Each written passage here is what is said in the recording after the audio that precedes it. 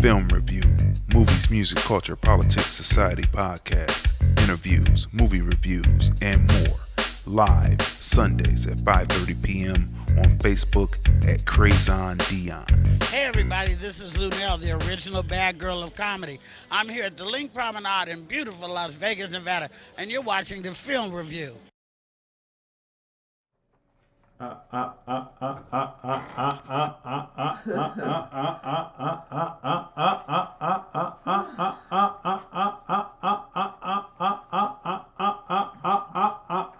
People, welcome to the Film Review, movies, music, culture, politics, and society.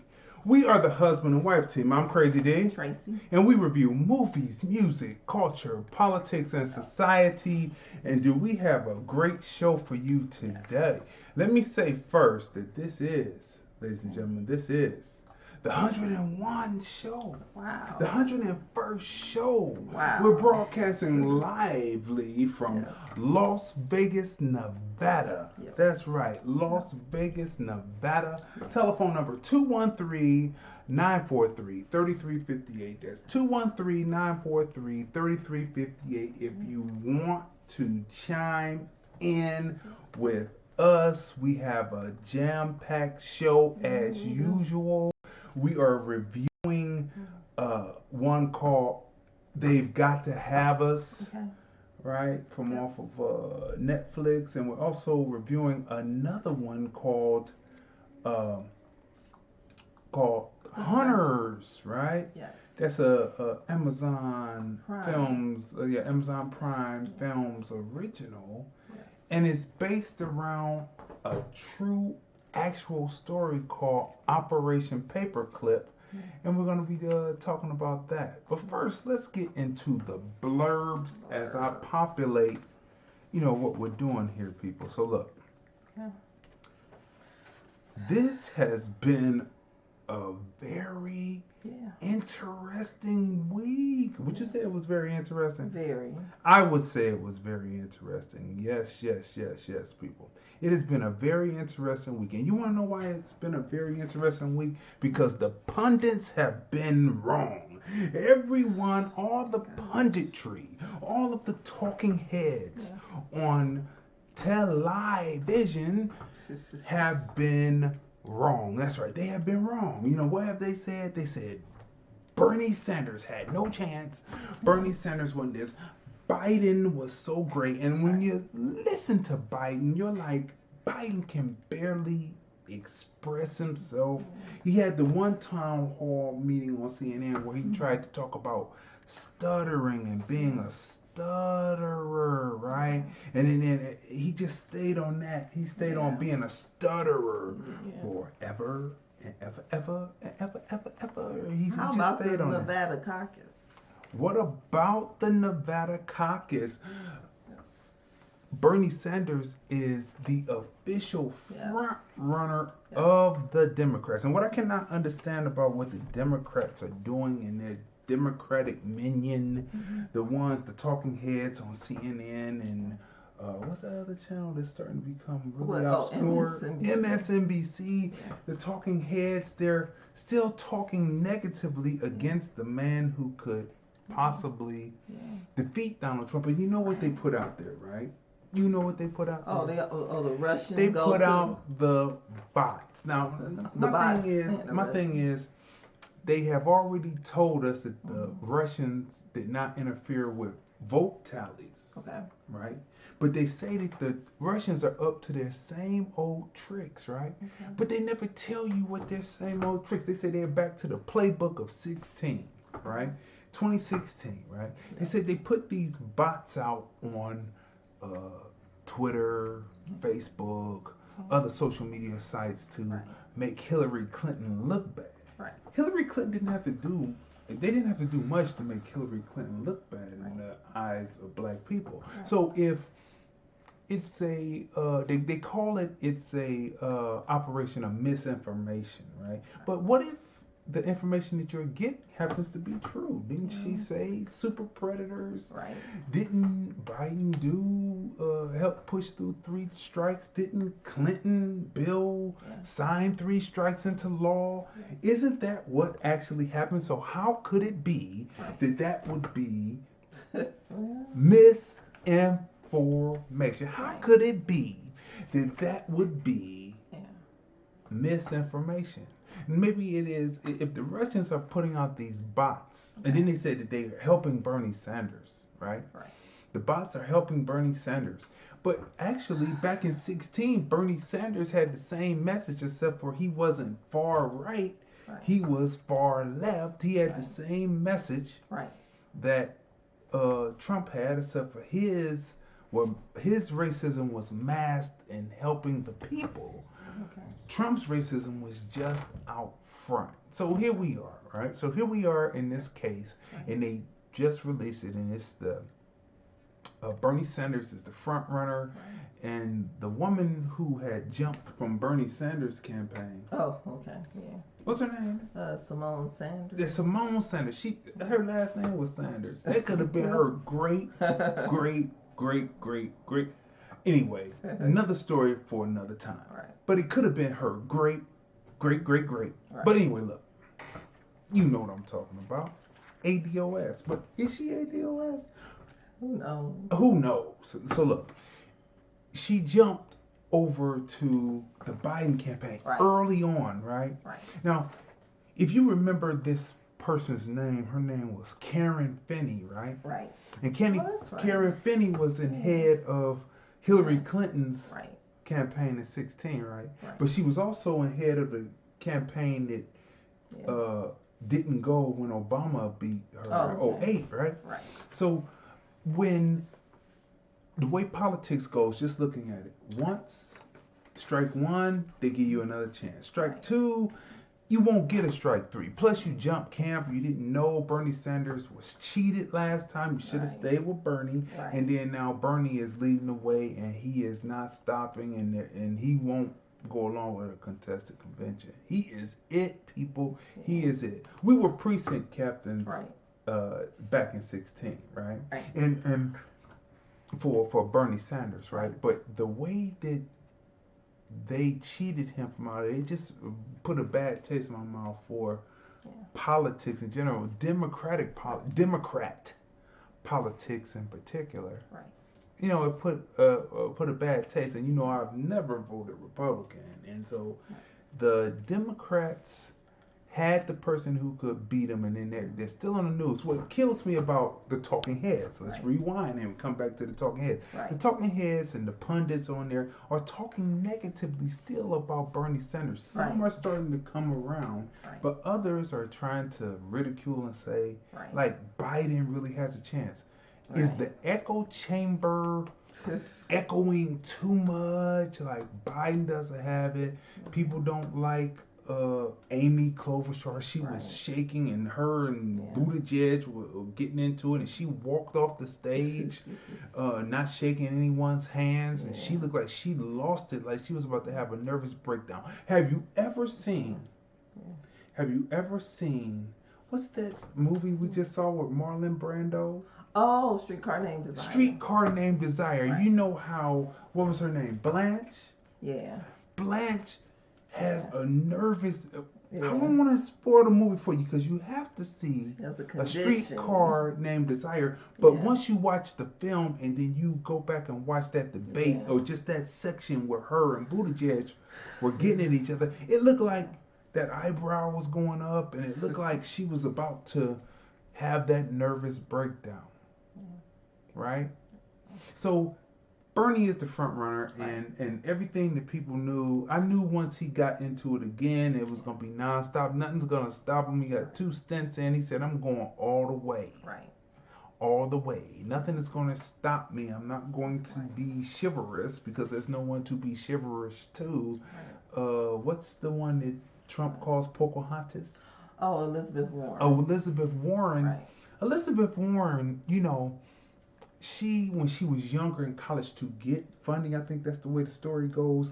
She said that she had Native American blood. Okay. And that's why Trump called her Pocahontas, right? Okay. Now, she has shown that same, can we say in our opinion, conniving nature, and she was all on Bernie. She was like, Bernie, I am this. And then somewhere last week or a week and a half ago, she said, I'm a capitalist. Right? And she wanted to pull her away against Bernie Sanders. But before that, about a month before that, she came out and was trying to say that Bernie Sanders was sexist because he had told her in a private meeting that no one would, that America wouldn't elect a woman president. Now, he was saying that in what seems to be right now reality. Now, we don't know what's going to happen 25 years down the road, 30 years, but it doesn't appear that the American people are ready for a woman to be. It just doesn't appear to be. But she tried to make a big deal out of that. Then she tried to come up and confront him, and they had the hot mic moment, and then her numbers started to tank, which proves what Bernie Sanders was saying. He wasn't saying it maliciously. He was just saying that these people are not ready because this has been a patriarchal society for so long that they're going to hold on for dear life to the end. But anyway, so that's what's been happening as far as in the news is concerned. Other things were happening.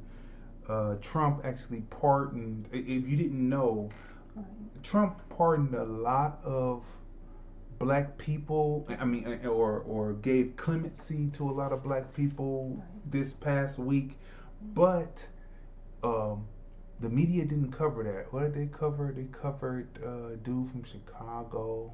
They was trying to sell the Senate seat. And then they were covering the Russians. And they were covering Stone. Roger Stone. So they were covering that, but they never told you that they actually he actually gave clemency or pardoned. Trump's re-election began. People forget. Or maybe don't see, but Trump's re-election really began when he pardoned Jack Johnson, the boxer. And Mike Tyson was standing up there, and Lennox Lewis was standing up there, and Jack Johnson's family was standing up there. And I said, well, there goes about 10 to 15%. And then Tim Scott, the senator, I forget where he's from, but Tim Scott, what state he represents, but Tim Scott said that President Trump is going to gain about 50% more of the black vote. That's what he predicted, right? And so I said 65. I said total he would probably get about 65%. So that means that he got 8%. They say 8% of the black vote, 13% of the male black vote, right? Out of that 8%. So it's around averaging out to about, if he says 50% more, then it's averaging about 60 to 65% more of the black vote. We're just trying to tell you what's happening here, because the Democrats, when Democrats start to talk about immigration and about a path to citizenship, but in their ads, but they come around you and they talk about reparations, which one should American blacks believe? Which one should American blacks believe, right? When they start to talk about that, and it really doesn't make sense, because, like I said in one of my posts, Barbara Jordan, back in the 90s, it's called The Jordan Report. Plenty of video on it on YouTube. When she released a report and said immigration is bad for American blacks, but the Democrat Party takes that and took the report and started to push for more immigration, right? More immigration. That's strange, isn't it? Isn't that strange? Yes, it's strange. So what's interesting is, okay, so Trump, we saw that he pardoned 11 people. Nothing on the so internet. on CNN's website. Mm-hmm. So they're telling you about each person that was part, right? CNN Politics. Mm-hmm. And they let you know it's 11 people. Mm-hmm. And then they show you only the faces of some. Yeah, they only show you the faces of Rob. They show you the Caucasian faces. Right. But they don't show you that's their names. That's how they do it in the history books. People, like when you hear, oh yeah, the filament was done by Lewis Latimer. He was partners with Thomas Alva Edison, right? And then so you hear that they show Edison's picture, but they don't show you Lewis Latimer. You just assume that it's another Caucasian. See how they play you. Right. See how the media's playing you, which that boils down to being stumped down, uncategorically racist. Right. That's racist, right? That's racist to sit up there and to purposefully lie to the people by just omitting a photograph, right? Because they don't want you to know what's actually being done. So it's just strange like that, people, and you have to be able to decipher through, right? So as we move into the American black politic on the show, we have a feature because we always have to tell you about the scientists, right? We always have to tell you about the scientists or inventions, American black inventions. And last week, as promised, the critic side, the wife side of the film review has. Just wanted to add just a few more to the list, right? This is for people who are big in science. Here are 5 examples. Yeah, science medicine. Yes. Like Percy Julian. Mm-hmm. Can't remember if he was on the list or not, right? But he was a civil rights activist, medical professional, scientist, chemist, and academic, right? Mm-hmm. So Percy Julian, he was a research chemist and a pioneer in the chemistry synthesis of medicinal drugs from plants. Guess which drugs? Which one? Okay, so these are just a few, right, of the many that he basically invented, right? Mm-hmm. Working with different like plants and the first drug, from a plant is the cortisone. So we all know about the cortisone. Mm-hmm. So we wouldn't have the cortisone without him, right? Steroids, right? And birth control, along with many, many other drugs. Okay, so that was a surprise because I just think about how just about like when you're sick, right? For pain, for breathing issues, respiratory, we use steroids, whether it's in tablet form or through, an inhaler, right? So, so when I found that out, I said, okay, we have to talk about him. Another person, Patricia Bath, right? I learned this a few years ago because my grandmother, she had cataracts and she had the cataract surgery. So Patricia Bath, she invented the cataract laser focal probe, right? So why is this important? Her device used an inventive method of removing cataract lenses with a laser, which was more accurate than the drill-like instruments that were in common use at the time. Okay. The New York ophthalmologist's invention was patented in 1988. She helped save the eyesight of millions and even restored the sight to people who had been blind for more than 30 years. So that is, you see, people, the instruments that are being used. The only question I always have to ask is how come the people who invent don't pass on their things to the next group of American blacks to continue on. It always seems to fall into the hands of non American black people, and then they take it on, and then people assume, like the big lie is, that everything is invented by Caucasians in this society, and that's not true. Yeah, like Patricia Bath, she's still alive today. Still alive. Yeah. Okay, so this one was interesting. This isn't in medicine, but this is technology. The home security system, and it made me think about the commercials on television, with the cable company that, most of us are familiar with. And they show this commercial with all of the cameras in the home, and you can be at home, you can be on vacation, you can be at work, no matter where you are. Even in your own backyard, and you want to know what's going on in the front of your house. Through your cameras, from watching your phone or on your computer. Guess who invented the home security system? Give it to him. Was he American black? She. Was she American and her black? husband. And her husband. Her name is Marie V.B. Brown, right? So Maria and her husband, Albert Brown, who was an electronics technician, and she was a nurse, right?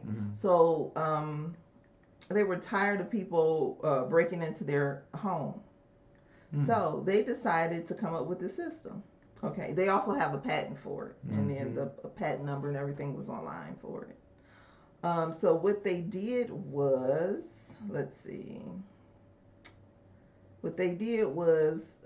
patent was filed for their home security system utilizing television surveillance, a closed circuit television system known today as a CCTV system. So they poked holes. They mentioned the peepholes. They mentioned the cameras. They mentioned just like even the sound. And the husband, like I said, was an electronical technician. So they came up with this idea, and he set it up, and they patented the idea. And it was the patent was granted on December 2nd, 1969, and they created the first home security system. So I found that really, really, I was like, wow. Is that not interesting, people? Is that not interesting? Like the things that you just take for granted. Because everyone uses the system, like the banks surveillance, right? When you,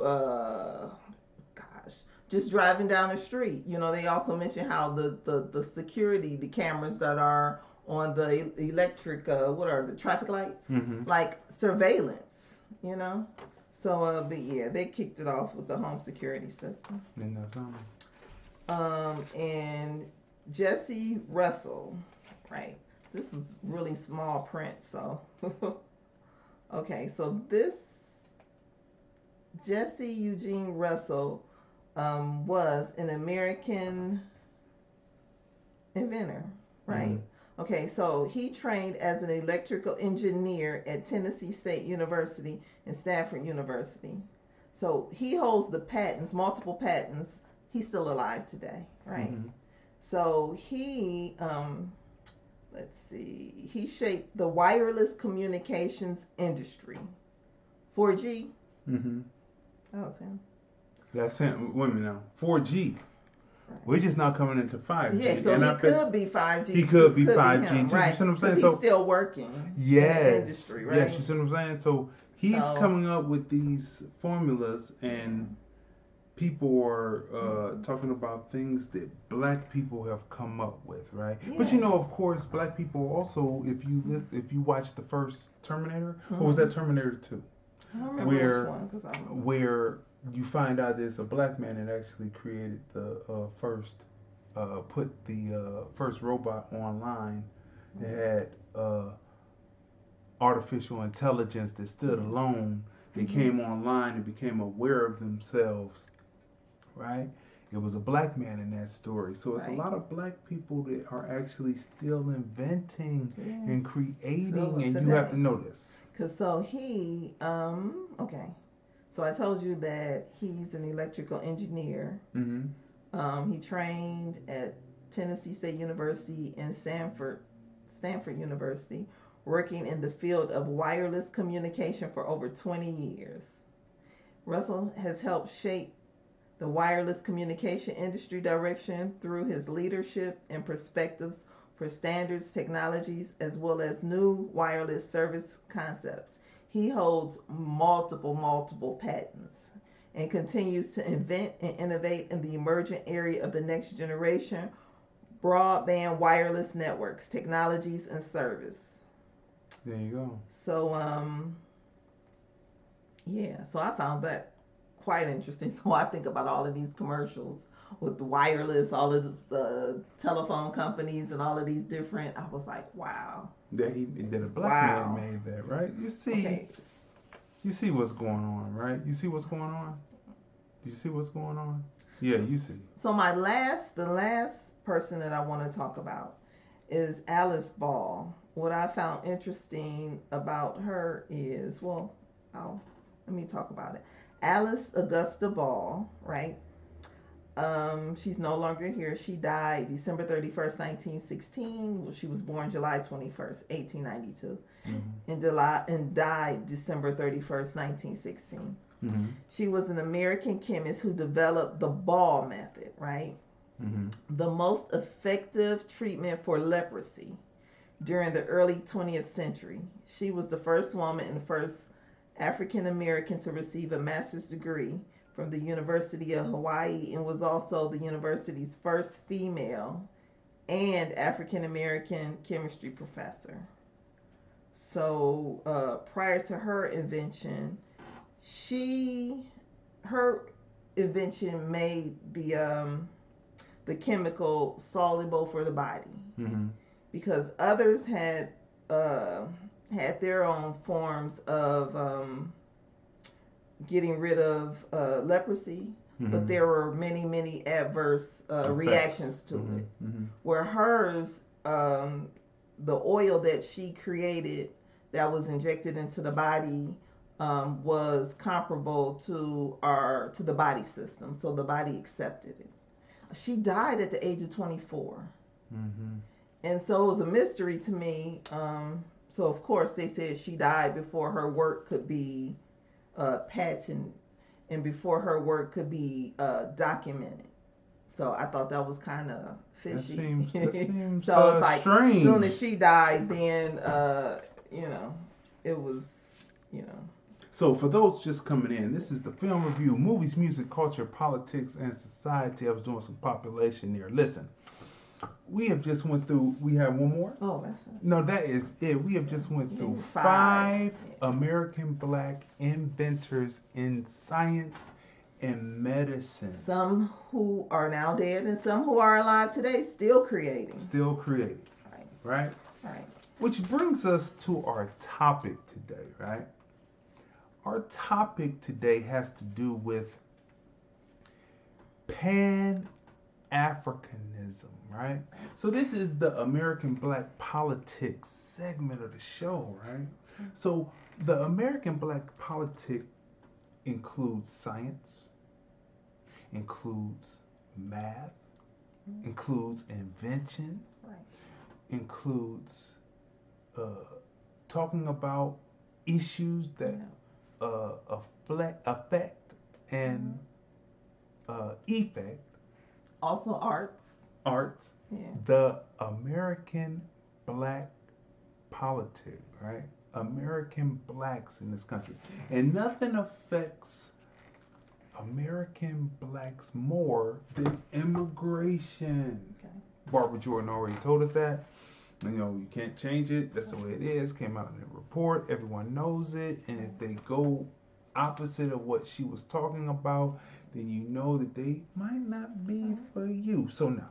And this is Black History Month, so we had to kind of throw in, because when we were in school, we learned about they gave us the same people. Which is fine. It's cool. But there are so many more inventions that were created and patented by Black Americans, right? Yeah, that's right. By so, American Black. So we thought it was important to kind of, education is important. That's right. And this is the last. Is this the last Sunday? I believe it is. Yes, it's the last Sunday. I believe, right? Because it's the 23rd. Yeah, and the month ends at the 29th. Right. Right. So yes, it's the last, right? Yeah, and then so although you went through a list, and then I added 5 more, there were just so many others. So it's just like so much that you can learn online. You can learn online, and you can teach it to your children and family members and learn for yourself. And let's take it beyond February, like so History the people. Month. So always remember the premise that part of history. The premise that we told you last week. Right. Those who actually did the work. Right. Create inventions to make the work less toil and easier. Right. To do the work. Right. Right. So who would actually be, so American Blacks could never be a minority, a group or a person who cannot do for themselves, thus they need government assistance. Okay. But have never been that. Now you could be placed into that, purposefully by stripping jobs out and doing that, but we were never a minority because the people who create inventions are the ones who did the work. So wouldn't the people who never did the work but just maybe oversaw it, wouldn't they be the minorities? Because if we took all our inventions back today and they couldn't use it in all the patent, they would be pretty much just minorities. But anyway, okay, people, so look. The topic for the day is it Pan-Africanism when the resources all come from the United States? Now, originally when I posted this, I said America, but we have to get into the corporate status of what the United States is, right? Okay. So the United States, and when you say United States, that is a different variation. The United States of America, then America is a slightly different designation in what we're talking about. So is it Pan-Africanism when the resources all come from the United States? And the question is, who profits and who is doing the spending in Pan-Africanism? So before we go any further, we need to tell you what Pan-Africanism is for those who hadn't watched our previous shows. Real quick recap. Created in North America by Martin Delaney and Alexander Crummell. The basic premise of Pan-Africanism, or the basic purpose, is it's both a cultural and a political ideology for the solidarity of peoples of African descent. Okay. So what it's saying is that Africa is the continent with 55 states. Okay. That the whole purpose of doing it is being able to incorporate the whole African diaspora that was dropped off in different places, if not already haven't had traveled themselves. But let's just let's keep it basic. Dropped off during the slave trade. And all these different people, Jamaica, Dominican Republic, Haiti, America, the British Isles. You see what I'm saying? Yeah. So that's what the premise is, to bring the people together to be political and cultural. Okay. Sometimes though, just the cultural part is used, and this is what we're going to deal with tonight. Okay. So let's break. So let's give a little more history, let's give statistics now, right? In numbers. Let's give numbers. There are 37,144,530 American blacks in America. That will make us 12% of the population, right? Now, here's the kicker here, right? Here's what makes us 14%. Including mixed race, Okay. the number jumped to 42 million. Right. That makes us 14% of the population, right? Okay. I still believe that number is low because Okay. these are census numbers. And how many people never open the door when the census guy comes around or the census lady comes around, right? Okay. African immigrants by the 2000 census, out of the 55 countries in Africa, immigrants come from Nigeria, Egypt, Ethiopia, Ghana, South Africa, Somalia, Eritrea. That's where Nipsey Hussle's people came from, right? Yeah. And also And Tiffany Haddish. And Kenya, right? Right. Those are the top countries persons come to the United States from in the immigration system, right? Additional countries, Liberia, Morocco, Cape Verde, Sierra Leone, Sudan, which is South Sudan, right? Now sit back. Now look at the number. Now I already told you that it is 42 million American blacks, including mixed heritage, right? 42 million, which makes us 14% of the population.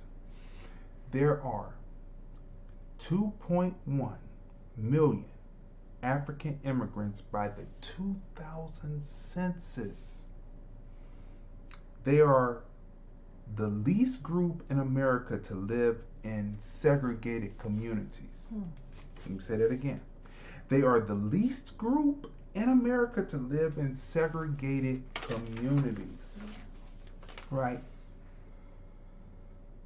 It appears to be innocent, right? It appears to be innocent, right? Okay, so let's break this down. American blacks who believe in the connection between Africans and themselves welcome African immigrants with open arms. Clustering Africans into the group of black, like black Americans are clustered. But so let's go again. So they come with open arms and they cluster African immigrants into the category of black, like most American blacks are categorized as black, right? But most Africans don't cluster themselves by black, nor do they cluster themselves as a group African. They cluster under their country, and more specifically, they break down who they are by tribe, Igbo, Yoruba, etc., right? Not to mention, the African immigrants' main goal is one of remittance. Okay, so what do I mean by remittance, right? Results in immigrants remaining in the U.S. is what remittance causes, right? Okay. Take Nigerian immigrants. By 2012, an analysis, $6.1 billion has been sent back to Nigeria to family members. That's 3% of the Nigerian GDP, right? So what I'm saying here when I'm talking about remittance, their main purpose is remittance. Their purpose is to send back to fund their family, to take care of their family. They remit these funds back, right? And because they remit their funds back, $6.1 billion has been sent back to Nigeria, which makes that 3% of Nigeria's GDP. That's pretty large there, right? This results in immigrants remaining in the United States. Now, what they're supposed to do, well, we're going to get to that. Instead of leaving, immigrants remain and sponsor other family members. Pan-Africanism was created to connect the African diaspora globally, and the push was for Africans to come to the United States, connect with American blacks, be educated, and return to the respective countries to build Africa for the diaspora of Africans globally, to have the motherland as a resource to build, travel, to connect, right? This is why the question is it Pan-Africanism when all of the resources come from the United States? That's why it's the question, right? How come the African immigrants that are coming today, Pan-Africanism was created here to connect, to build Africa up, so that the African diaspora around the world that were dropped off by slave ships in different places would have a home hub to work with, because at the same time, the Europeans at the same time were dividing Africa up to take it for its resources.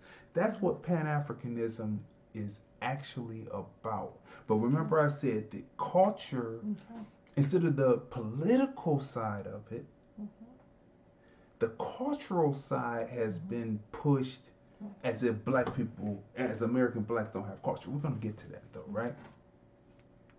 Somewhere, the African immigrant didn't get the memo about what Pan-Africanism is and what it isn't, what it's supposed to be. Culture versus knowledge. Culture versus knowledge. When American blacks ask Africans about their countries in Africa, it's not because we are longing for a quote-unquote culture. It's American blacks being kind, doing the Pan-Africanism connecting thing. What we've been fed, because what we've been fed is bones and noses, running around naked in the bush. That was National Geographic all throughout the 70s. You couldn't go without opening up a National Geographic has cleaned up its act now, but before, National Geographic was about African breasts and ass. Okay? That's what it was about, and but we're gonna get there. So what we have been fed is bones and noses, running around naked in the bush, booty scratching savages. That's what we were fed from cartoons like the Warner Brothers cartoon where there's a black bird, and the dude and the thing is hopping with him, but there's a lion chasing him, and you know, it's just what we've been fed. Are they part of Disney now? Who? Which one? Warner Brothers cartoons. Warner Brothers cartoons. Was that Tom and Jerry or no? Tom and Jerry. I think it might be. Because I think Disney bought up a lot. Yeah, they bought up everything. But Disney also had images, you know, that definitely were not flattering to black people. They did. Yeah. They sure did. So that's the reason, you know, that's kind of like, I can't remember I don't remember if it was Wendy or who it was, but this one particular host was just saying how, you know, growing up with people of different cultures, it was interesting to you be over one. Oh no, that was Melissa Ford on Hollywood Unlocked. And she talked about growing up, having friends of various cultures. You know, you would go over to their house and learn different things about their culture and certain foods. And so, I mean, it's just the same thing, I would think, right? So when the black American blacks interact with black people from the different countries in Africa, you would like ask questions and, you know, want to learn more about their culture, just, you know, comparable to, you know, the example Melissa Ford gave, you know, because, you know, just wanting to know about other cultures. It's just a normal thing to do, right? Normal thing. When you're interacting with your friends and, so. That you think are your friends. Right. That's what you would do. You would that's just ask normal. questions. That's it's not, normal. Yeah. It's not abnormal. Right. Right? It's just normal. Right. Just a normal course of the day that you would sit up and you would actually do that, right? So you would actually do it. You're over your friend's house growing up, and then you're going to eat what they're eating, right? This is true. So you learn about different foods and different music, and so it's nothing strange about that. So, but yeah, so when the one, I can't even think of the artist's name, the woman, well, she's not an artist, isn't she a media person from Africa? And she was on the Breakfast Club, and she mentioned something about black people, I guess, asking her questions, and she kind of thought that the questions were being asked because there was a lack of culture on the American black side, and there was like a longing for, but no, I think it was just kind of like getting rid of the bad the barriers. Well, the barriers and getting rid of the lies that have been told to everyone here in this country over the years. This image that we have been given regarding Africans, about the bones and about the savages and all that kind of stuff. So all of that is reaching out and learning the truth, and so yeah. Yeah, so that's a real part. I'm working to do a salvage job here because they somehow killed the signal. I'm seeing that there's something here, and I'm trying to do a salvage job. So just stay with me for 1 second, people, while I fix this right here, because I don't know exactly why it failed on Facebook, but it did. And so I'm just... Well, while you're doing that, we definitely have to give our condolences and a rest in peace to legendary model, restaurateur, and chef B. Smith. Right? Yes. So, she passed away. And she died February the 22nd, 2020 at 10:50 p.m. of early onset Alzheimer's disease in her home in Long Island, New York. She was 70 years old. And she was known for, I remember seeing her television show, right? Mm-hmm. And where she would do like a lot of the lifestyles. So cooking and arts and crafts and, basically what Martha Stewart is known for. B. Smith was known for the same thing, but B. was also a model, and she also owned, but yeah, so she passed away. So our condolences to her and her family, and friends. So this always happens, people, when we get on a subject matter that is possibly contrary to what people will really like you seeing, will really hear. It just sometimes happens, but we're also streaming on YouTube, so you can go right over to the YouTube. The YouTube has not been interrupted. We're on the Film Review Life channel on YouTube, so it hasn't been interfered with. And I'm looking and I'm seeing that the new broadcast that I put up is still working. So we're gonna keep on going here, people. Okay. So hopefully this is set right. So now, people, so back to culture versus knowledge, right?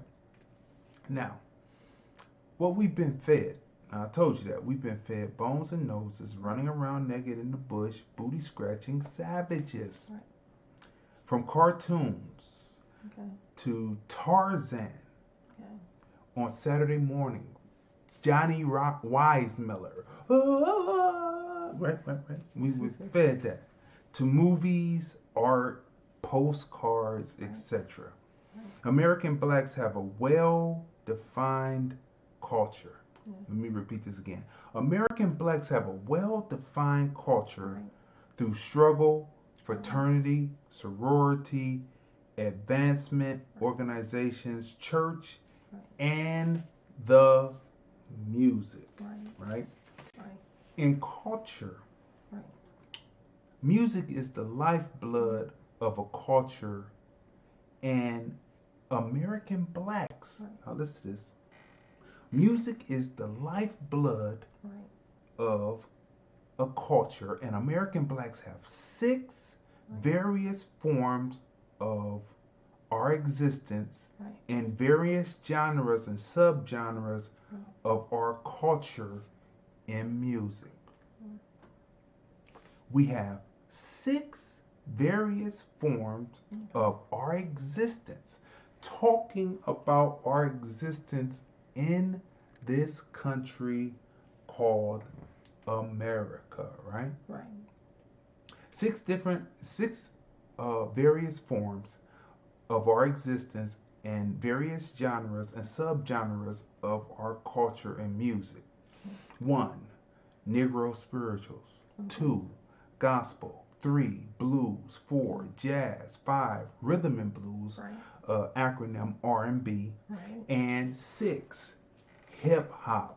Right? All of these musics have traversed the world, right? Have enabled people to travel, right? Hip hop is the number 1 music in the world. However, out of all the music, hip hop is the number 1 music in the world and around the world.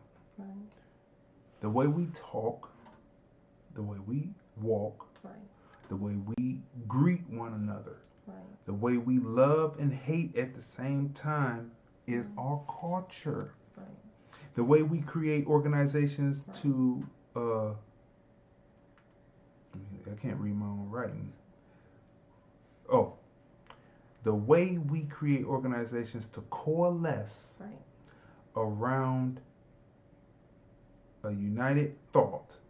That is our culture. The way we coalesce to create organizations around a united thought is our culture. The way our fight to be free brought civil rights to human rights. The way our fight to be free brought civil rights to human rights. That is our culture. Even if all do not participate. And many only know MLK's I Have a Dream speech. The continued struggle to fight to be free is the connective tissue to American black culture. Won't the remitting Africans get on board? You know, there's a song that says, "Get on board." Curtis Mayfield, won't you get on board? Won't the remitting Africans get on board to see Pan-Africanism truly manifest? Is it Pan-Africanism when all of the resources coming from the United States are paid for by American blacks? Misuse of the Pan-African tag on events is what we're talking about. American blacks spending their money to buy Africans who do not put back into the African black cause is no better than American blacks shopping with Caucasians, API, or Arabs with the dollar going back in to build, without the dollar going back in to build American black society. It's the same thing. It's the same thing. If the dollars that are spent by American blacks trying to have a connectivity with African immigrants under the guise of Pan-Africanism, but the dollars never go back into the community, the neighborhoods for American blacks. Just like they don't go back into when API, that's Asian Pacific Islanders, Arabs, or Caucasians have shops, and that those monies don't go back into building American black society. It's all the same. Right. There's no difference. So it's under a guise of Pan-Africanism, but it's the dollar is only going one way. Right. And for us as a people to promote the dollar only going one way, right, and not seeing the dollar go into what it's supposed to do. Right. If you're going to stay here, because remember, Pan-Africanism was about us pushing to get Africans from the different countries over to educate themselves, right, then to go back to their countries, right, and to build Africa up to be the utopia for the African diaspora around the world. That's what it was. Right. Well, now there's a shortage of, what's it, Dr. Mumby? She did a story saying that they needed more African doctors to come back to, like, some of their countries because there's a shortage of doctors in Africa now. And see, that's what I'm saying. They are not following what Pan-Africanism is, right, but they will come here. Right. They will stay here. Because she was saying even if they did like some type of rotation where, you know, they would just come to, you know, their country and help out. Specifically, I know she mentioned various countries, but like she said, like in Nigeria, she said even if they come for like and all come together, you remember she said like build like maybe some type of hospital because they're in need of hospitals there as well as physicians. And even if they did some type of rotation where they came back to Nigeria as well as other countries and they stayed there for like a few months and then they could come back to America, to their homes in America. But she said even if they did some type of rotation because they are in great need of doctors. Right. And so that even bolsters the point even more. Africans choosing to stay in America is not part of the deal of Pan-Africanism. It's not part of the deal of Pan-Africanism. It's just not. It's just not. What was that, the go back home, the anniversary, was it when many black Americans went to back Ghana. over to Ghana. Right. Mm-hmm. So, and then some, you know, decided to get their repatriation papers, right? Right, you know, so. Right. So, for goodness sakes, the African comes from the continent that has all of the raw resources, and if they had unified and fought like American blacks fought for civil rights, Africans for a free Africa from European and now API colonization, they would have control of the raw resources. Where is the fight? Where is the fight to, like, black people in America? American blacks made it good for others to come over and to capitalize on what we fought for to make it better for ourselves over here in this country. Yeah, not right? just for Africans. They made it better for like all groups, whether they came from the continent of Africa or whether they came from South America, you know, all over. No, what I'm saying is the people. No, so I see what you're saying, but I'm just making it a little broader. Mm-hmm. The Google did a commercial. Matter of fact, the NAACP award show was really good the other day, right? Mm-hmm. They gave the presidential honor. They gave an award to Rihanna. Her speech was just like wonderful. Phenomenal. So if you get a chance, Google it, right? But Google did a commercial, and they said that the most, the hugest movement ever for a group of people was the civil rights movement. Right. So as far as, you know, standing up for issues and for everything which opened up the door for not only American blacks, but for people of color from all over the world, whether you're Latinx, right? Or what did you say? You said the Asian Pacific Islanders, right? Right. So whether like for all groups, like that civil rights movement, like opened up the door for like everyone, right? Right. So yeah. Yeah, it opened up, but it was primarily set up. All of the laws that were passed from the Civil Rights Act of 1866 all the way up, Civil Rights Act 1965, 1964, Civil Rights Act 65, Voter Rights Act 68, Fair Housing Act was all written in for a group of people who had been. It was our being a protected class. All of these other people now have profited off of it.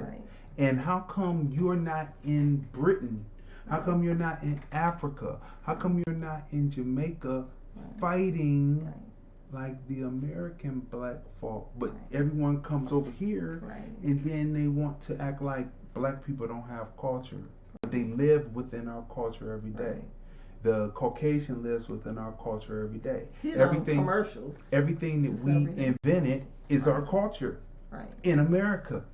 Black culture is American culture. American black culture is American culture. So that's why everyone needs to use their voice when they see horrible things that are happening, like in the black community, you know? And because black people, we have a history and a record for standing up for other groups consistently, all the time, you know, helping other groups, but it's not reciprocated as much as it should be. And like Rihanna said, tell your friends to, well, she said, pull up. Right. And so people, so when we're talking about, because this is a social, economic, political, and cultural situation, it's just a slight disconnect in people who come over here who think that black people don't have culture. I just laid out our whole culture and just, well, not the whole thing, because there's also sub levels and everything to the culture, right? And people come over, so no, American blacks shouldn't fuel the rise of African immigrants in the United States under Pan-Africanism until the minds get right. How are we paying out, and they hold events and the money only goes one way, and they're remitting back to their country, and they're trying to bring more people over. 2.1 million by the 2000 census. What is the 2020 census going to tell you? Right? So, I mean, it's really strange, but this is what we're talking about. What's weird to me is, what's the percentage again? Did you say 13% of American blacks? It's 14%. 14%. Including mixed race people. So why is, Joe Biden, right? Mm-hmm. So he keeps saying, we saw him on television this morning, and how, you know, black people, you know, American blacks, I guess the caucus is coming up, where is it, in South Carolina? South Carolina. And how that community is he's going to win the caucus. And then what did you say? You said, why isn't he talking to everyone like he was before? Because Trump is talking to Caucasians, right? And the policies that he is putting forth indirectly are helping American blacks, and he's done things that directly help American blacks. But how does Biden think he's going to win with just like 14% of the population? You can't win the presidency like that, right? And then I'm just so over watching these different talking heads on television try to throw the entire burden of on Black Americans, American blacks. Oh, if you get out there and vote, then Trump won't be in office, and and if black people, the black vote, the black vote, the black vote, and I'm like sitting here thinking, okay, so but why aren't you speaking up? So if we're talking about so going back to the civil rights, right, and under the civil rights, what falls under that, the civil rights bill, minorities and women. Okay, so but we're not addressing all of the white women that voted to put Trump in office. That's right. But then you're putting a burden on black people, saying, what did they say? This one, what's that guy's name? Something Johnson, that was on MSNBC, a reporter. Yeah, and he said something about there was like 1 million people or something who didn't vote, but they voted during the time Obama was running, right? Black people. So I'm thinking, I was like, well, why don't he say, hey, we need everybody to come out and vote. We need to, and all the white women who voted 57% to put Trump in office, we need you to vote also. Like, so it's like the burden is always, and I'm like, did they forget that 50% of white women voted for Trump? I'm like, okay, are we gonna like just slide past that? Like, are we gonna like ignore this? Because we're not tackling that. So does that mean the 57% is still gonna vote for Trump again? Like, it doesn't make sense. It's like stupid politics. So it's really all a game. It's all a game. Because they really don't care. So Pan-Africanism is good when African immigrants hold up their end of the bargain. That's when Pan-Africanism is good, right?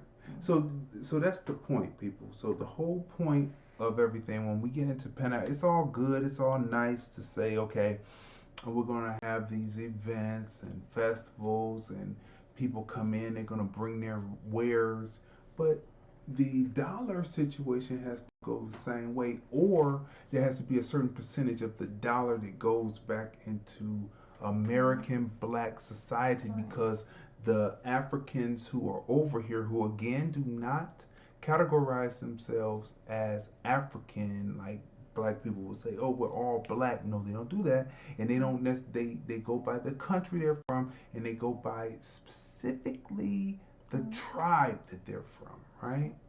And they socialize and build from that, right?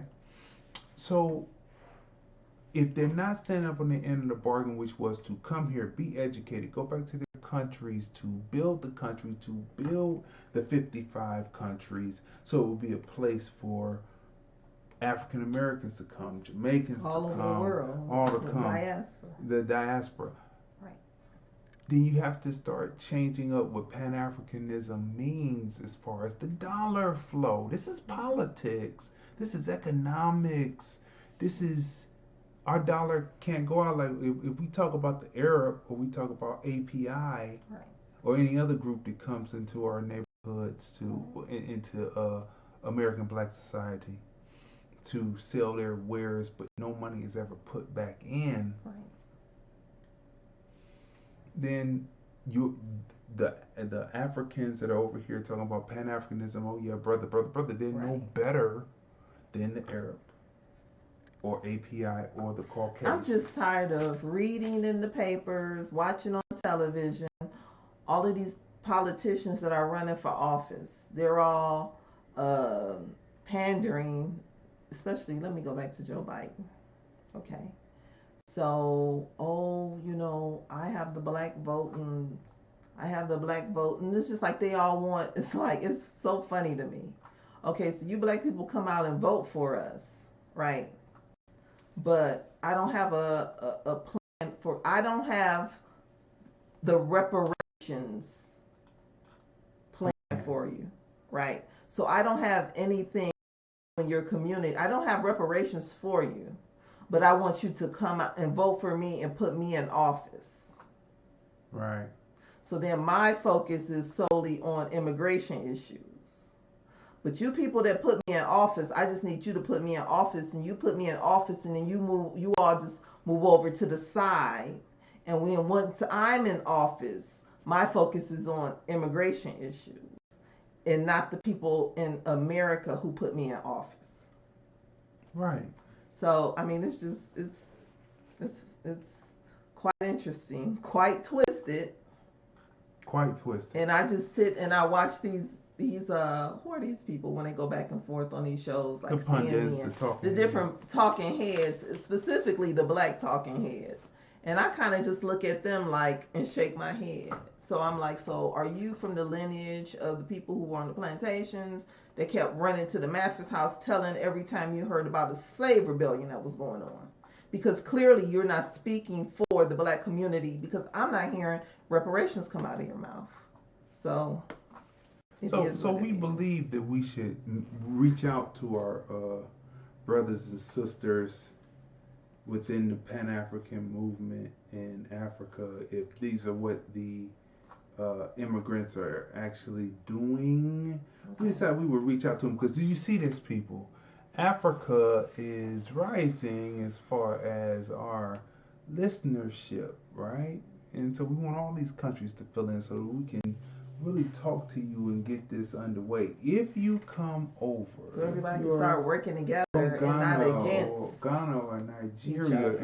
If you come over to America and you find out that America is good, and you said you're going to remit and then try to bring more people over, get their visas, sponsor people to come over. Trump has already put a halt to that. He's showing you what it's really about.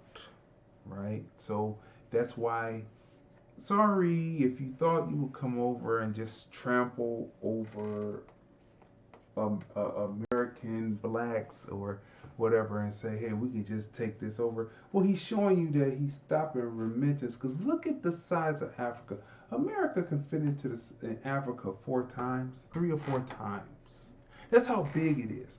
All of the resources in Africa, and you're coming over to America to do events and everything and say, hey, brother, and take money from American blacks but never put nothing back?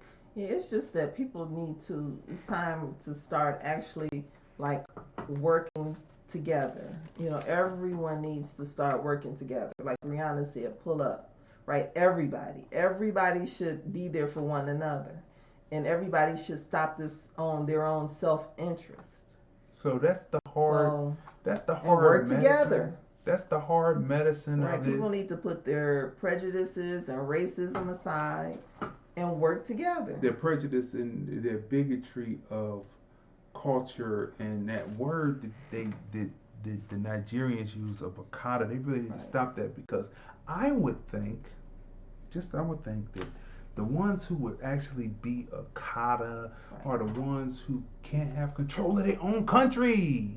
So they're coming over to the United States. Look at the United States. The United States can fit in there 3 or 4 times. Right. I enlarged Africa because that's actually how Africa is. It might even be even bigger. Right. But this can fit into this 3 or 4 times. Right. And you have all the raw natural resources, the cell phone minerals that make cell phones work come from one of these countries. I forget right now. It's 55 of them. I forget which one it comes from, but it comes from there. How come you don't have control of the raw resources? There's no need to come over to the United States other than to be educated, to go back to build your individual countries in Africa and then come together as the United States of Africa. What's going on? But like for all people, like actually, like I said, for like all groups, like need to come together. White, Asian, Latino, XO. But what I'm saying is that but what I'm saying is it's not on the Black Americans. Okay, so we and our relatives and our forefathers have given you the foundation. All you other groups, right? Here in America, right? So we've given you the foundation. So now it's time for those groups to right? pull up and be on our exactly. side. To be on our side, not your side. Right. Our side. And come together and get rid of the prejudices and racism and all of that. But we're not gonna come together and then say, well, here, let's work on our thing. No, we're working on American Blacks thing. That's it. Okay, people. So moving right along, we have our first review of the night of film is They've Got to Have Us. All right, They Got to Have Us. Now this is on Netflix. It is by African British director named Simon Frederick. Right. It's a docu-series on Netflix. It traces the history of black cinema, right? It represents black as all black, as diaspora, as if it was speaking on the African diaspora, right? Really. Released in 2018, is a 3-part document which doesn't scratch the surface on what's really going on, right? Simon Frederick, director, he's a photographer, a filmmaker. He created this docu-series, right? It's only 3 parts, right? Didn't cover much of anything. He is a British African whose point appears to be to introduce British actors to America by intermingling British with American black actors, established black actors, Debbie Allen, all the established actors they have on there, Boys in the Hood, what's his name? Cuba Gooding, right? And so his whole thing is to introduce British and African actors. But he didn't have Idris Elba, which yeah, I'm getting weird. ready to get to that though. But John Boyega is not the lead in Star Wars. In the latest Star Wars thing, the very first one that came out back in 2017, I believe, when he pops up and he takes the stormtrooper hood off, helmet off, he is not the star of the film because they had him screaming through the whole thing. Right. And he's made to be a feckless character on and off screen. The Simon Frederick person, the director of this, he talks Sidney Poitier. Right. But he leaves out Idris Elba, who is making a big break in America. Right. Why? Really, who to me opened up the door for a lot of the British over here in this country. Why is it? Is it because to get the big break, Idris acted like an American black, and that's a disgrace? Well, Idris Elba to get a role. He walked into the room, right, and the people assumed because his accent was that of a American black to get his role on The Wire. He walked into the room, assumed the character all the way through, from walking in the room, talking, shaking hands, all that, giving his resume, his headshot. He was an American black to them, and he did it because he didn't believe that he would get the role if he went into the American black accent from out of the actual British accent that he has. Is that not a disgrace? Well, you know what? What I took from it was that he didn't think. He was acting. So he came in audition. He walked in using his accent. So he was acting. Kind of like, who was that? I can't think of the actor or actress, but they said they came to the audition in the role. They had on the attire, they had the face makeup they had, and they got that part. But I can't remember who it was. But he came in the door with the black American accent, and he got the role for The Wire, right? But what I'm thinking is that maybe he didn't have the time, or maybe somebody didn't return a phone call. So this guy was a little not too happy about it. Yeah, and decided not to even put him in there at all. But I thought that was weird to not have him in the documentary. Right. How come the African British actors don't fight like we fought and continue to fight? They say stage and film for African Brits get no play. This is what they say on the documentary. It gets no play, right? So they're not getting any roles in British movies because matter of fact, aren't they expelling Africans from out of Britain right now? Right. So, but how come you're not fighting to be on those stages, right? So they come to America. That's not how it's done. That's not how it should be done. Fight where you're at. That's part of the non-equity of Pan-Africanism. All of this is another example. We welcome the actors in with open arms. We've talked about a certain actor that had a shutout as far as the movie she starred in. Total shutout this season. What people learn is that it's a hard thing when American black culture cuts you off and they don't support you. Then the larger culture that is still running by numbers, then will discard you because they say, oh, you don't have any support from the American black society that actually makes the American culture run, right? So they've gotta have us. They really don't need. But anyway, sound. Let's break this down by number. Sound 10, photography 10, integration between photos and live images 10, research. I give that a 6. That was shoddy research. Length, only 3 episodes. I give that a 3. What would you give? They've got to have everything you said. I agree with. But what? I was just the same numbers. But I was shocked that, like I said, that they left out a few people. I was shocked that they showed Beyonce's video, but I guess the purpose of the documentary was they talked to different actors and they talked about different directors, but they showed Beyonce's video that was directed by Melina Matusakas.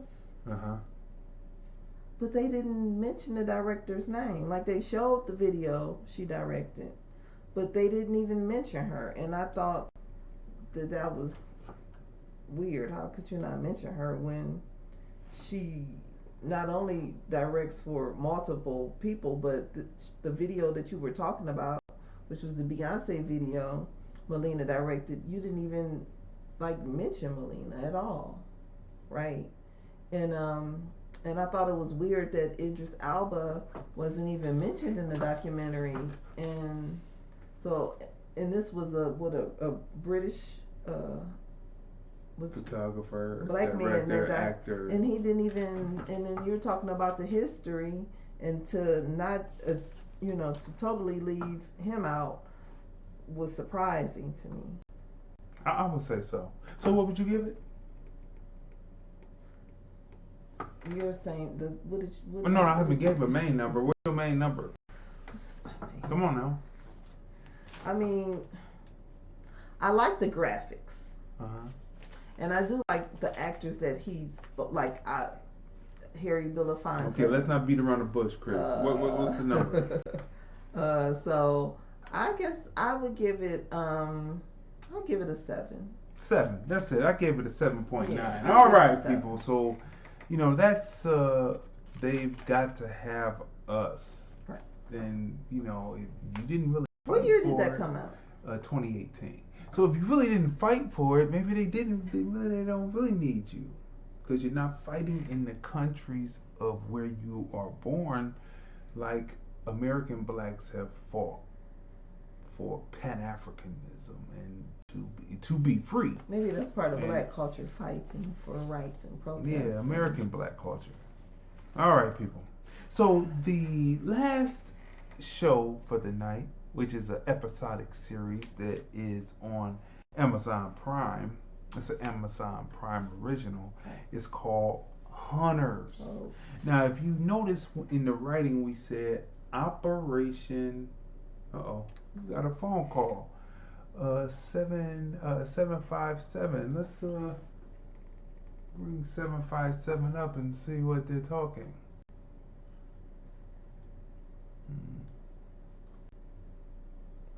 757. Turn what you're listening to down. Turn us down so that we can have a clear signal on you, so that we can. Hello? Are you there? 757. Maybe the lines are. Okay, the lines are intertwined. Let's just cut that. Call back 757. We'll bring you up. She's in this right now. I don't know what's going on with that. But we did have a phone call, but make sure you turn everything down so that we can hear, so you can hear us and we can hear you. Hunters. If you notice that we put up in the writing Operation Paperclip. This is what this story is based on. The story that incorporates the truth, Nazis after World War II, American government hired Nazis at NASA to bring about scientific advances, right?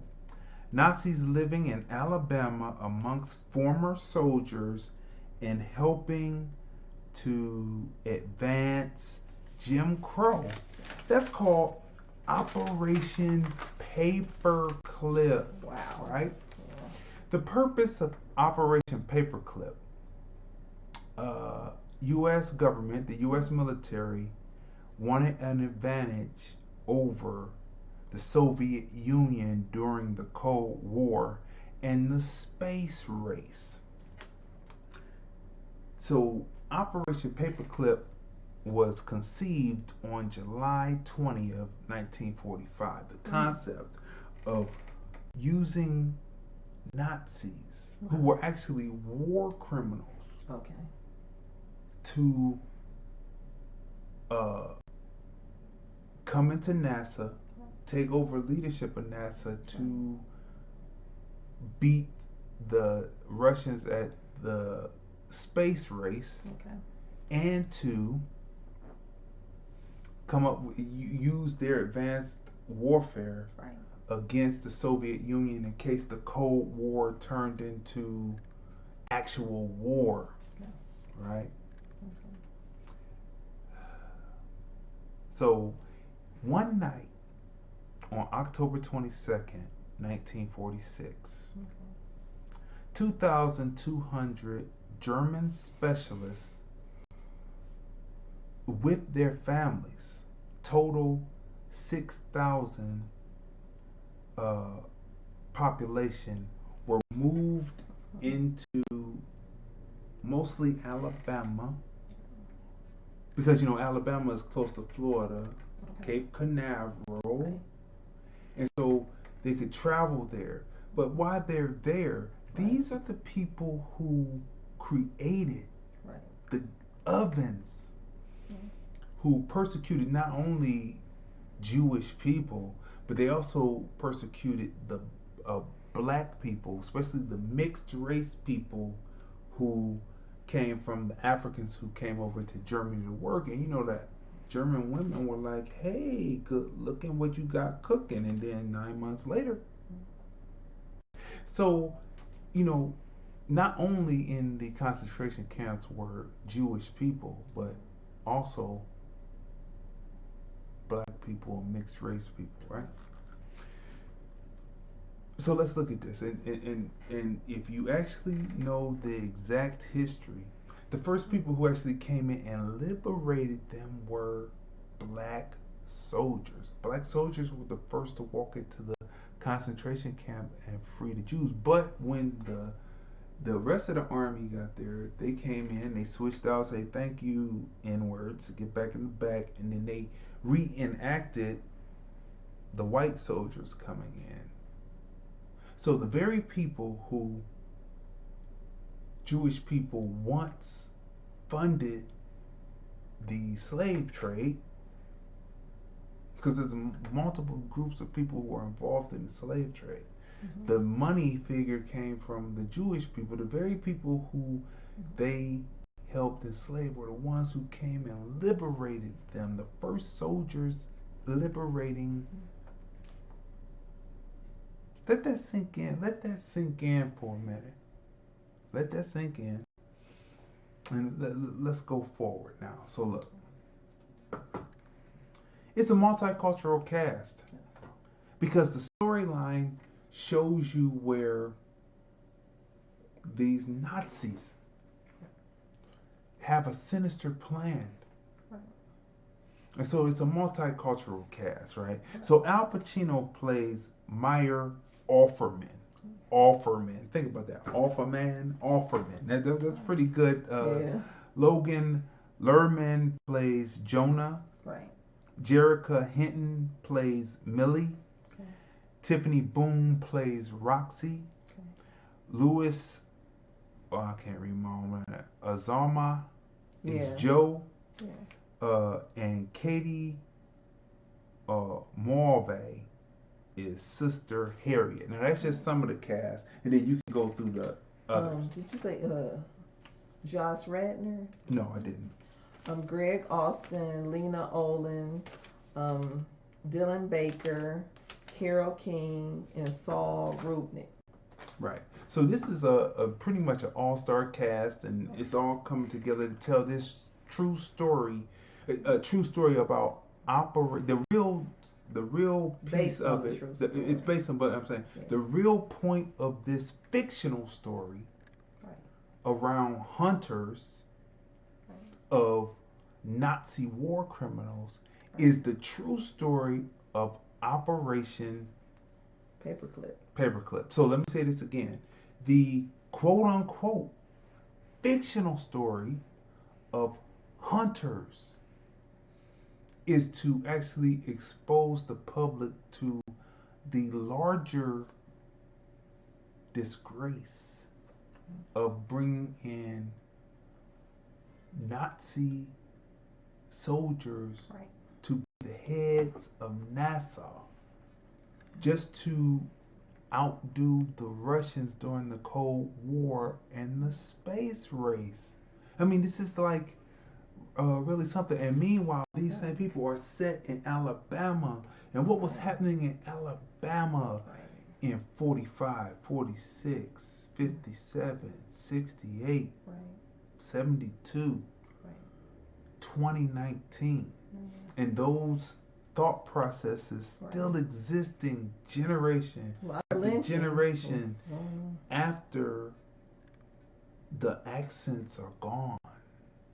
And the southern accent is picked up, and they have intermingled in these people who are 6,000 put into Alabama. They gave them homes and jobs, land, right? Meanwhile, they're working alongside hidden figures. Right. The women who, So, meanwhile... Do you hear this? So the reparations was just going... everybody was getting... Except for the American descendants of slavery. Right. So again, those were given jobs to train because there are black scientists. They could have been in NASA heading away. You know, and so then you start to figure out and you start to see, okay, we finally exposed the hidden figures, or the women exposed it, right? But why was it hid? Because there were Nazis in charge, right. who believed that even though they couldn't say it anymore, they Right. believed that Nazis, the Aryan race, were superior. So of course they would bury the fact that it took a black woman the ability to make sure that Armstrong could get back to Earth. Let that sink. Let that just sink for a minute. Not only that, just putting a little compassion on it. Oh. Think of all of the Caucasian soldiers from America. They were probably bigoted, but they went over and they fought. They got their limbs blown off. Right. They came back disfigured. They came back maimed, or they came back psychologically damaged. Every 4th of July, they relived battles because of the fireworks. Meanwhile, Nazis were given a wonderful life here in this country. A wonderful life. Big, beautiful homes, nice Big, jobs. beautiful homes. They were given careers. Given careers. Right. And so this is another example of what needs to be piled up onto reparations. The taking away the possibility that American blacks could work at Nassau and get the glory and have then generations. The women that did work there, look how they were treated. And didn't we cover the Hidden Figures film? I believe we reviewed that film. Yes, we did. And look how poorly they were treated. How poorly they were treated. And then in the end, they brought in, at the end of the movie, you see they brought in white women to be trained. Who were those white women? Were they the Nazi? Were they the wives of the Nazis? Could be. Let's take this call. 757. Hello? 757. Who's on the line? Oh yeah, it's I can't hear you. Say it again. Lorenzo. Lorenzo. Okay. Let me open it up a little bit, Lorenzo. What's on your mind, Lorenzo?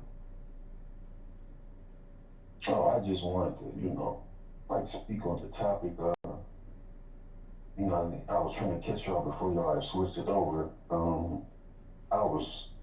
I understand. I guess y'all referring to the new movement, like your Vic Carnell, Tonyo Moore, where they speaking on, I guess in particular, what you say, black foreigners from different countries and stuff like that, and how certain more people struggle in this country has opened the door for many groups to come over here and have a better way of life and not have to face,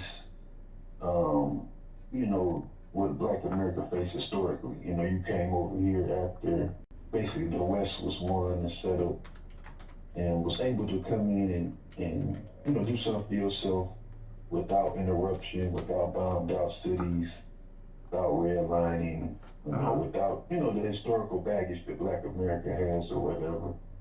And it's, it's all true. I think this, in all honesty, it was usurping by the dominant culture, to bring in other groups that can benefit from one people's struggle. And like I said, even if you was to go to other people's countries, you're not going to have the same equal rights or the same access to politics in their countries, so I understand, and that's 100% correct analysis of the situation. I think that they need to have some major civil rights reforms in their countries. In their countries, right? That's what you're talking about. Because Pan-African, I wasn't really too much speaking on ADOS, though that is something that is right there in the peripheral. But what I'm speaking on is what Pan-Africanism is and how Pan-Africanism is supposed to be. They come here, they educate themselves, and they go back to the country of their origin within the 55 countries of Africa, and build Africa out so it will be for the diaspora of Africans that were dropped off by slave ships around the country. But when you're looking at Africa, America could fit in there 3 to 4 times. They have all of the natural resources, and they should fight to make that what their plan of Pan-Africanism is, which is the 55 countries turn into 55 states of Africa, and fight for that, and go back and fight, and quit coming over here and saying that we don't have culture when our culture spans the globe. Music alone.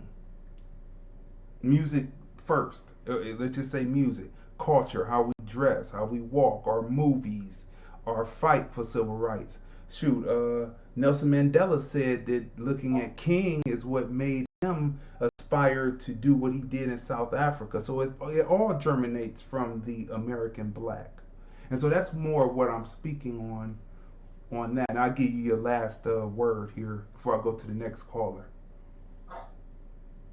Oh, yeah. I mean, I understand, where you're coming from. I think that, but it seems to me that, like, many people that, immigrate to other countries from the continent, a lot, I'd say probably about, like, 80% of them stay in them countries, you know what I mean? A lot of people, simply like, it's a lot of stuff that's going on in the continent, a lot of, the mismanagement of things. So a lot of people, I think that when you talk about Pan-Africanism, that's something that is was left in a certain generation of people. I think now that most of the people that I see that immigrate from African countries, they pretty much, like the dominant number stays in those countries for 10 to 20 years. Maybe they might retire, maybe they not, but a lot of people don't really want to go. So, but I understand where you're coming from. It should be that return, but a lot of them people stay, stay in America or stay in Europe or the Britain. Yeah, but see, what right now, Far East, but yeah, right now to close out the discussion, go to the next caller. The British are expelling Africans, so we'll leave it right. We'll leave it right there right now. And thank you for calling. Hopefully you call in again on our next topic next Sunday. We come on from 5:30 p.m. Pacific, 8:30 p.m. Eastern time. Thanks for your call, Lorenzo. almost. Okay, so let's go to 864. 864, you're on the line. Who are we speaking with? Hey, what's going on? This is Brother EP101 from South Carolina. Hey, what's going on? What's going on? South Carolina on the line. What's going on? What's going on? Are y'all voting for Sanders down there, or is the media right about Biden? What's going on? Well, as we as Black and Africans in America stand critiquing our situation in 2020. Okay, hold on. I want to hear you. Wait. I want to hear you. Are you on your speakerphone? Because you're breaking in and out, and I want to hear what you have to say. Can you go to your ear so we can hear you? No, I haven't. I was close to a bit, so that might have been it. Okay. I don't know if I might have been the wind might have been blowing. Can you guys hear me good? Okay, I'm better now. You're better now. Go ahead. I want to hear you. Okay. What I was saying is that I heard you guys speak about Pan-Africanism. Okay. And at the core, what being a Pan-African truly, genuinely means is basically the African in the diaspora. So you're not only talking about the Africans on the continent, we're actually talking about the Africans here in America. And I think, what you guys are speaking about that is stunting our growth is imperialism, it's capitalism, it's monopoly. You understand? We as African people, whether it be on the continent or even right here in America, we're still dealing with the harsh effects of imperialism. We're still dealing with the harsh effects of white power, white supremacy. You understand? Whether it be, they talk about their situations in Africa, in Australia, it goes on all around the world. Everybody looks down upon the black man, the black woman, and the black family. So we see, I think, I think inside being a Pan-African, that means that when I'm here in South Carolina, I'm not only concerned about the black or the African people here in South Carolina, that I have enough gumption to place a call on this line to speak with other brothers, other Africans in other places that have the same type of issues going on. You understand? Because we talk about racial injustices in South Carolina. We talk about how that thing happens in Florida. And when we look at it, the same thing is going on the continent in Africa. And I think what we see is a lot of black folk here that are still out, that we think are moving in our favor. They're not moving in our favor. They're not moving in the mind of a Pan-African or thinking for Africa first, thinking for the black man, the black woman first.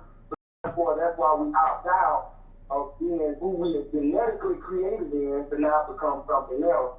We still are seeing remnants of that, and we see that a lot in America, whether it be the industrial, everything that the brother just named off, red line, industrial prison complex, how the music is, as I heard one of you guys speak earlier about the car. Okay, hopefully you didn't cut off. Are you still on the line? 864.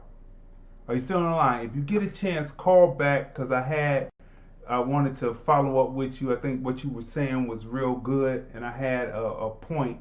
So if you get a chance, call back 864. If you get a chance, call back. We have 13 minutes left on the live broadcast, and we'll give a few seconds on that to talk. But this is what I would say to 864. All the imperialism and all of that, the redlining and speaking on the culture that is here in America, which permeates the world. Everyone wants to be an American black, or the people who come here as the people who come here as immigrants. You're back on the line, 864. Yes, sir. Yes, sir. Okay. So this is what this is what I wanted to say. All of the imperialism and all of the redlining and talking about the culture that, when we were speaking on the culture that black people have made, just music alone, because music is like the heartbeat. And so we have Negro spirituals, gospel, jazz, blues, R&B, which is rhythm and blues, and hip hop, which is the main crust of everything, goes around the globe, and it's basically everyone wants to be a hip hopper, which means that they want to be an American black. That's the way it is. But my question to you is, what does all of the imperialism and redlining and all that have to do with the immigrants, the African immigrants that come over here to do not keep up the bargain of what Pan-Africanism was? We fought for them to come over here, be educated, go back over to Africa to build Africa, get Africa free, so it will be the hub for us to connect, have connectivity, go over there to live possibly, or just to go over there to visit, or just connect with people. What does that have to do with the African immigrants who come over here who have not kept up their end of the bargain?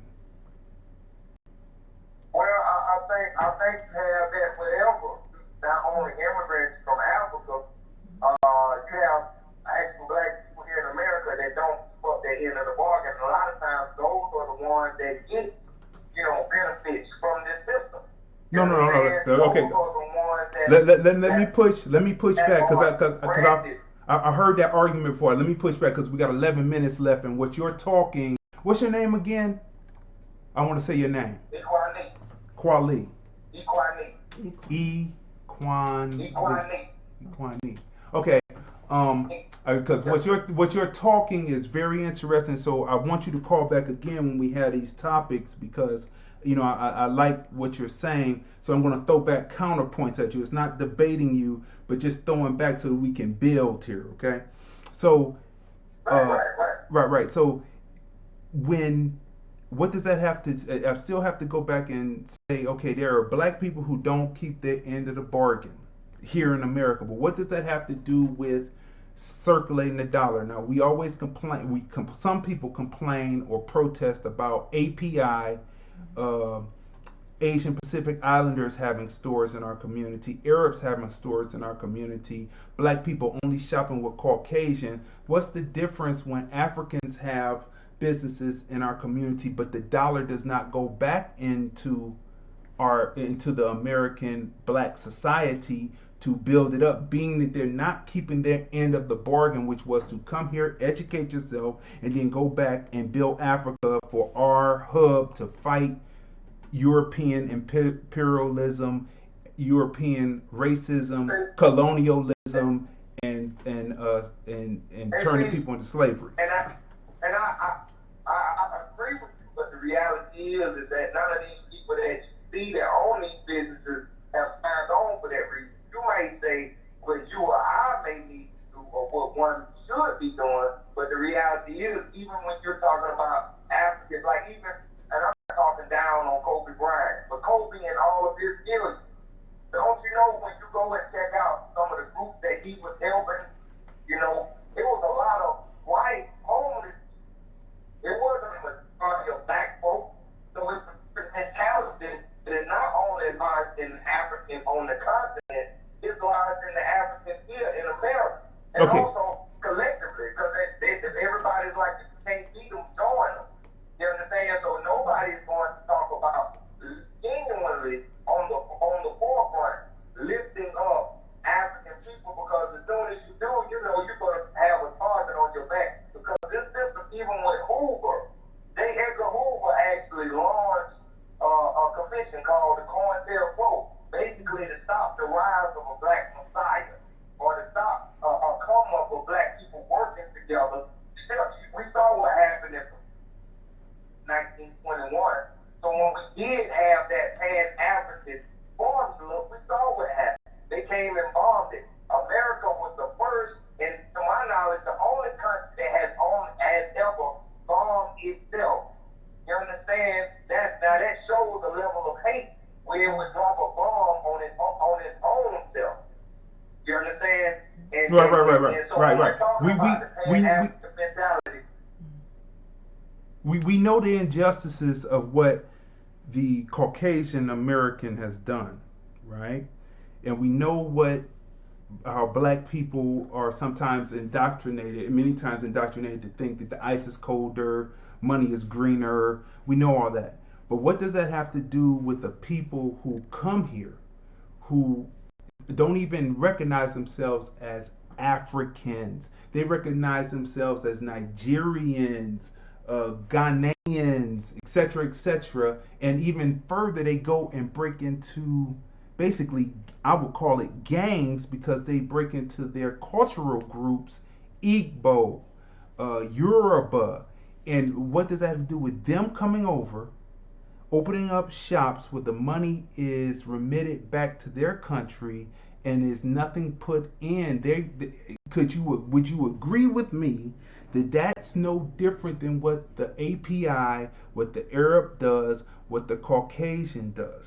And they come over, and one more thing, unlike the Caucasian and the API, let me add one more thing. They come over and tell us we don't have culture, and when we're asking them about their culture, we're not asking them about their culture because we don't have culture ourselves. We're asking to be kind because we've only saw Tarzan and the Africans running around in grass skirts, bones in their noses, or African booty scratchers, or in the cartoons, the blackbird and the little African spear chucker. Right. So we're trying to learn. We're trying to learn that you're not a savage like what they showed us that you were. We're trying to say you're not savage, but you're looking at us and saying, "Oh, we're asking you about it because black American blacks don't have culture." Well, it's the same, and in my opinion, as being a 40-year-old black man, niggas in America don't have a damn culture, in my opinion, and that's a fact, because our culture is the one that now lifts up people like Future, who sings about selling drugs.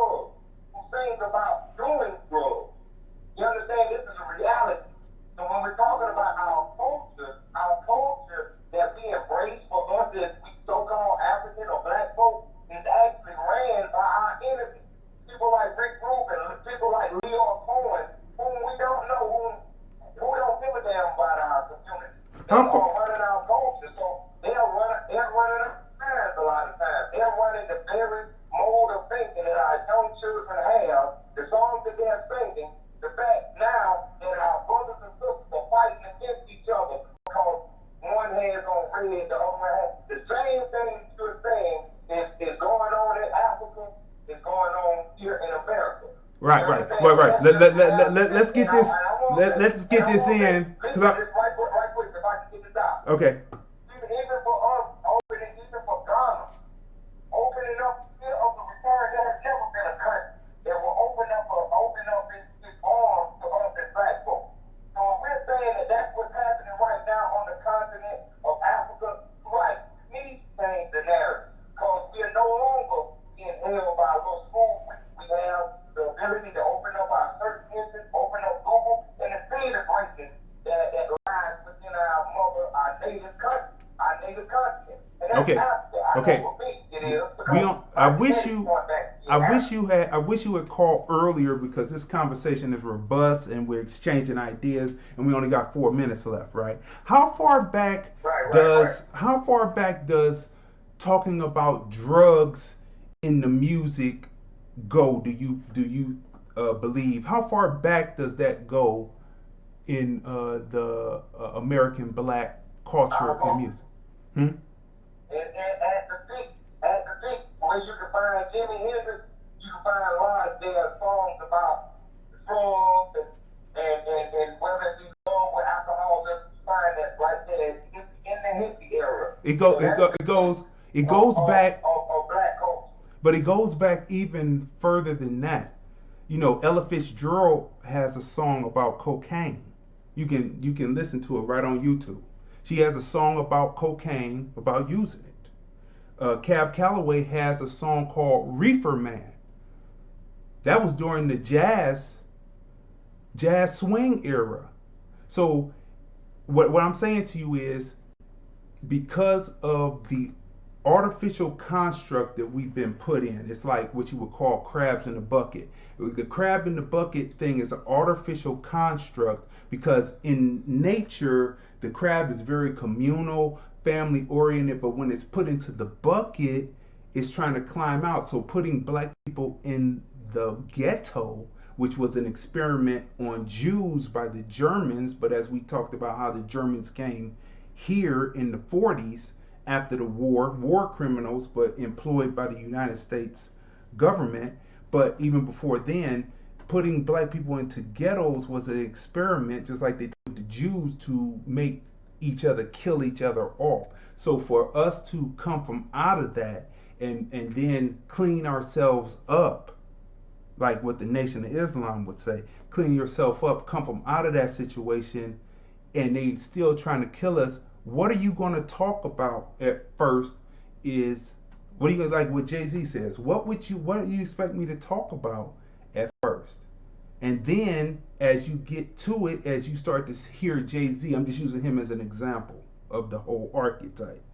As you hear him in the song, he puts little gems into his music, but where he came from is where he came from, and it just so happened that Caucasian culture loves the gangster story, Godfather 1 through 3. They just happen to love that. They're violent people. They just happen to love that. But there's other hip hop. There's Talib Kweli. There's Mos Def. There's J. Cole. There's others that aren't spitting that. You know what I mean? But the youth, like I have a discussion with Professor Keaty, and I said the youth, who is also a Pan-Africanist, the youth have to have time to be a youth. All youth is not the same. All youth may listen to the music and go on and go to college and do other things. Like I listened to Public Enemy, but I listened to NWA. I took the messages of self-defense from out of NWA, F the police. I took that. I went on to college. And you guys, y'all leaving out Benny Goodman, who's not even black. He made a song about drugs. Yeah, so that is there. They're just a violent people. And I'm going to have to end it right there because we've got 42 seconds left. Call back next week because we're going to have another topic just like it. I appreciate you. Last word real quick. All right, bro. All right, talk with you. Yep. All right, people. So this has been another great episode of the Film Review. Movies, music, culture, politics, and society. And I give Hunters a 10. I give Hunters a 10 also. Yes. So people, check out what we talked about. Yes. We're going to be back on next week, 5:30 Pacific, 8:30 Eastern. And this has been the Film Review, Movies, music, culture, politics, and society podcast. Thanks to everybody who called up. Yes. We'll see you next week. Yes. We'll talk to you. And we are out. The Film Review.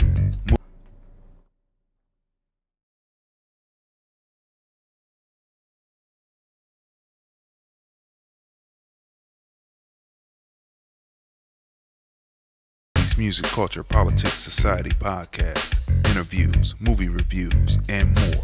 Live Sundays at 5:30 p.m. on Facebook at Crazon Dion. Hey everybody, this is Lunell, the original bad girl of comedy. I'm here at the Link Promenade in beautiful Las Vegas, Nevada, and you're watching the Film Review.